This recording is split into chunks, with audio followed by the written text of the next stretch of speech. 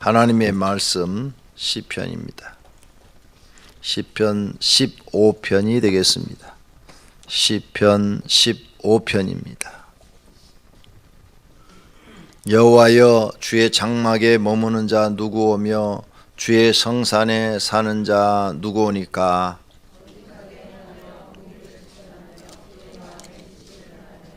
그의 혀로 남을 허물하지 아니하고 그의 이웃에게 악을 행하지 아니하며 그의 이웃을 비방하지 아니하며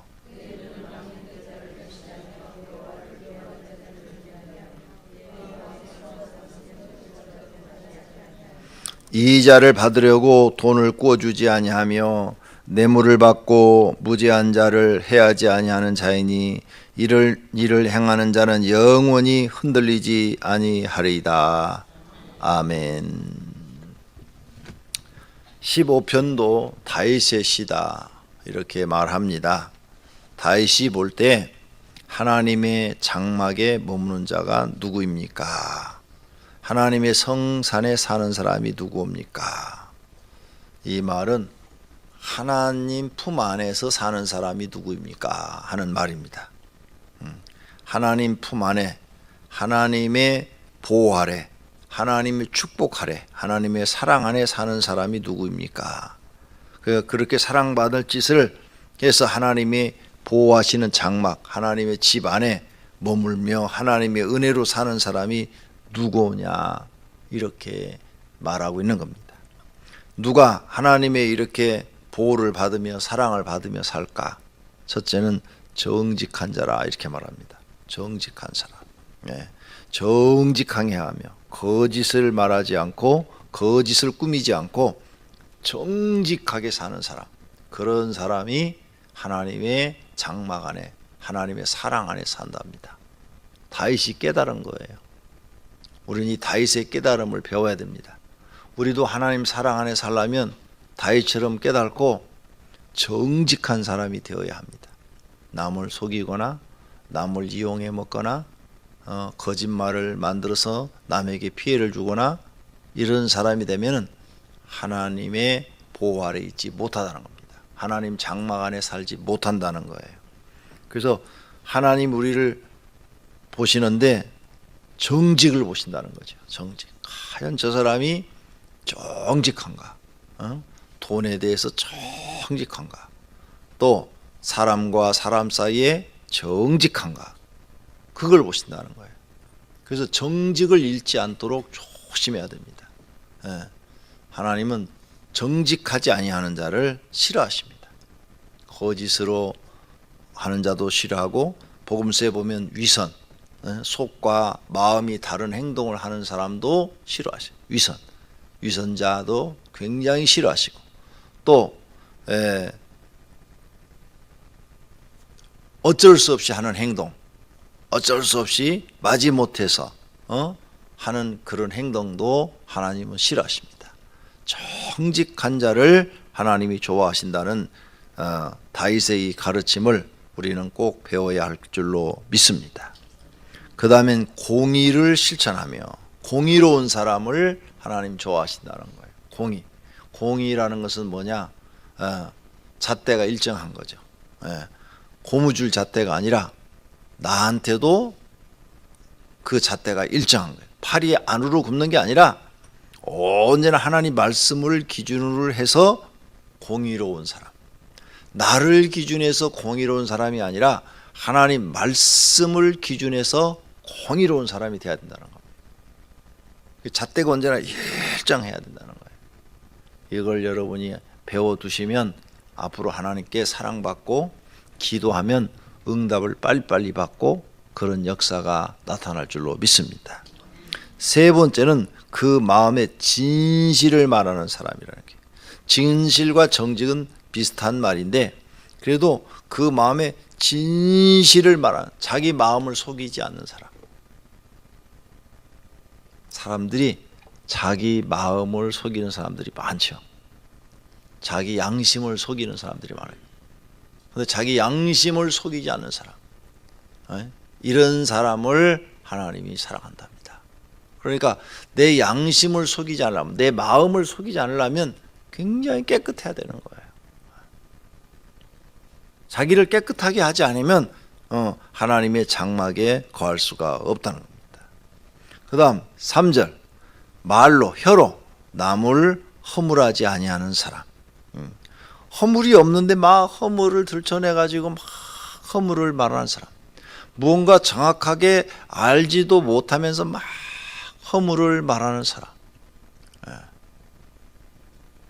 이런 사람들을 참 안타깝게 생각을 하는 겁니다. 그런 사람들은 하나님의 장막 안에 거할 수가 없다는 거예요. 또 이웃에게 악을 행하지 아니하며, 이웃에게 악을 행하지 않는 사람이 하나님의 장막 안에 거한다. 이웃에게 악을 행하는 사람은 하나님의 장막에 거하지 못하다는 거예요. 이웃을 비방하지 아니하며, 허물을 말하는 거나 비방하는 거나 비슷한 말이죠. 이웃을 비방하지 않는 사람. 그 다음 4절, 그의 눈은 망령된 자를 멸시하며, 그는 눈으로 세상의 많은 것들을 보는데 망령된 자는 누구를 말하는 건 하나님 앞에 불손하게 행하는 사람. 하나님이 없다고 말을 한다든지 아니면 하나님을 나쁘다고 얘기한다든지 이렇게 하나님을 비방하는 사람, 이런 사람들은 망령된 사람이다 이렇게 말하는 거예요. 그런 사람들은 가까이 하지 않고 멸시할 줄 아는 사람, 절대 그런 사람은 가까이 하지 않는 그런 굳은, 그 사람이 돈이 아무리 많고 권력이 아무리 많아도 망령된 자는 가까이 하지 않는 사람.